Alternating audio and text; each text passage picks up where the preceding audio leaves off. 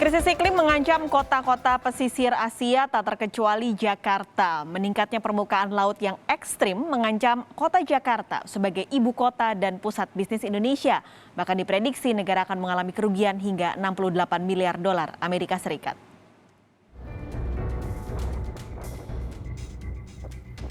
Jakarta sebagai kota pesisir berpotensi tenggelam pada 2030. Naiknya permukaan air laut salah satunya disebabkan oleh krisis iklim. Dampaknya bukan main-main. Ancaman ganda melanda Jakarta sebagai ibu kota. Selain ancaman tenggelam, Jakarta juga diprediksi alami kerugian ekonomi.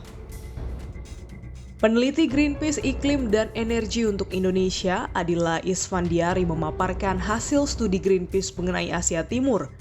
Kenaikan muka laut pada 2030 mendatang berpotensi menenggelamkan 17% dari total luas daratan Jakarta. Mencakup kawasan Monas dan juga Balai Kota. Dan tentunya kondisi yang seperti ini akan membawa kerugian yang begitu besar bagi PDRB, yaitu mencapai 68 miliar US dollar dan juga akan memaksa 1,8 juta warga Jakarta untuk mengungsi dari tempat tinggal mereka akibat sudah terendam banjir. Dan tentunya bencana-bencana iklim seperti ini tidak hanya akan terjadi di kota-kota besar pesisir seperti Jakarta saja, tetapi juga akan dialami oleh seluruh wilayah Indonesia dan juga jutaan warga Indonesia. Peneliti Indef, Denny Yuwarta Junifta memaparkan resiko besar akan menghantam sektor logistik dan juga konstruksi, di mana kerugian ekonomi hingga 700 triliun rupiah. Tersebut memberikan dampak kerugian, kerusakan hitung-hitungan tahun 2007 itu ada sekitar 5,4 triliun dampak kerusakan ya, kerugian ya. Tapi kalau misalkan ngomongin soal dampak ekonomi ini sangat besar sekali. Karena ada 3 sektor kunci kalau kita ngomongin perekonomian di Jakarta. Pertama adalah sektor logistik. Logistik ini punya multiplier effect yang sangat besar, terutama kalau ngomongin soal perdagangan. Logistik memang hanya 3% menyumbang PDRB di DKI Jakarta, tapi perdagangan itu ada 16% dan jadi salah satu sektor dominan. Kalau logistik ini terhambat, tentunya perdagangan juga akan terhambat.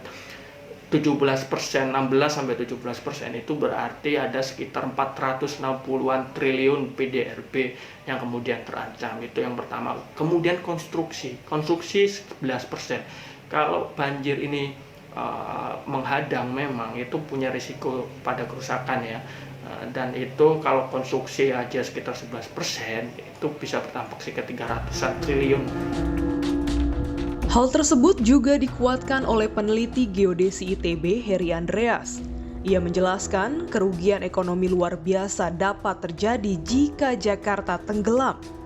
Berdasarkan penelitian yang ia lakukan, belasan ribu hektar wilayah ibu kota akan terdampak, atau sekitar 5 km dari pantai Jakarta.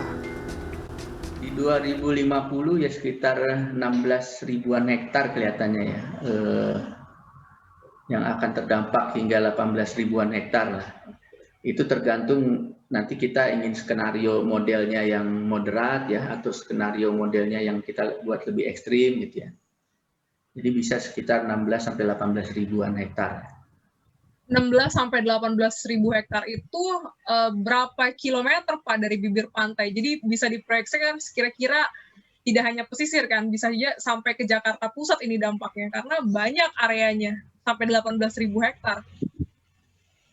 Ya, itu nanti akan sedikit berada di Monas ya, berarti di daerah ya Jakarta Gajah Mada gitu ya, kemudian Gunung Sahari, Mangga 2 ya.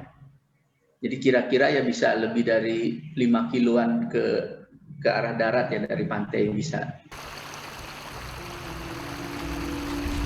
Ekonom Universitas Indonesia Nina Sapti Triaswati menjelaskan beberapa wilayah di Jakarta akan terdampak jika Jakarta tenggelam.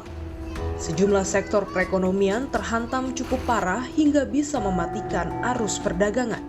Dampak ekonomi akan terasa di daerah perdagangan, pariwisata, perikanan, industri ya, dan transportasi yang sangat berbahaya. Itu ada jalan tol di situ dan jalan utama. ya, sehingga bisa mematikan arus-arus perdagangan dan transportasi ya. Jadi tidak bisa bergeraknya barang dan bergeraknya orang. Nah, ini kita bisa lihat contoh dari Belanda ya, Amsterdam sekalipun yang berada di bawah permukaan air laut itu bisa mengantisipasi supaya tidak banjir ya. Berarti ada proses teknologi yang harus segera dibereskan. Langkah cepat dan tepat tentu dibutuhkan agar Indonesia bisa menghindar dari ramalan tenggelam dan potensi rugi triliunan rupiah. Glenny Soktania dan Tim Liputan Kompas TV, Jakarta.